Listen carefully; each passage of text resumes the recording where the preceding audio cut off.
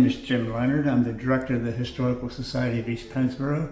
I'd like to just take you a little tour around all of our railroad items here that we have available for everybody to look at. Naturally, it's a museum, so we like to let you know what's going on here at Enola, Pennsylvania.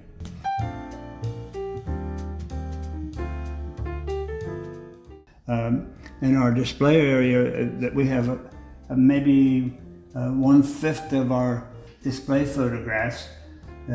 These photographs are all pictures of different types of engines over a long period of time, from the 1910s all the way up through probably the 1950s. There's some pictures of tracks that used to be used for a large area of the Enola yard that they don't have anymore. We have a really, really neat looking picture of our old roundhouse right next to the modern diesel shop. And one of our very unique photographs is this picture of the roundhouse. And the reason those guys are all out there is they had a safety meeting that day.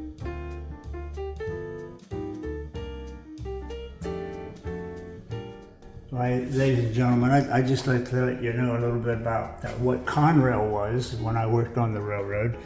Conrail was a consolidated rail organization after the Penn Central Railroad went bankrupt. They consolidated all the railroads so that they could get reorganized. These items that we're looking at here in our display case, these were all gifts to us. When we went to the safety meetings, they would have safety meetings to explain to us how to be safe when we're working around the railroad yard.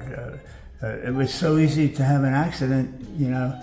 They had to have, I said, like every 30 days, every 60 days, they'd gather the people together in a lunchroom or maybe out next to one of the work buildings that we're working in to let us know that things have to get straightened out, or we could get hurt if we're not being careful.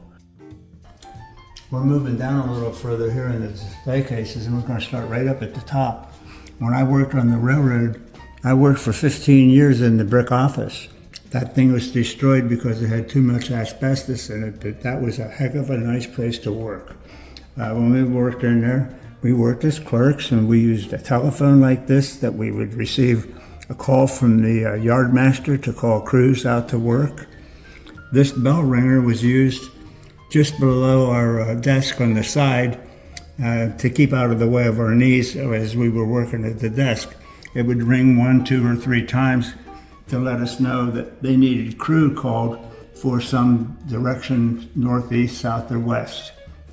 Over here a little bit further, this is some of the items that I used when I worked as a crew dispatcher on the railroad. Whenever the yardmaster would ring the phone, I'd pick it up and he'd say, "I want a crew to go so-and-so, so-and-so." So I would write down the crew number and the time that the crew was called for work.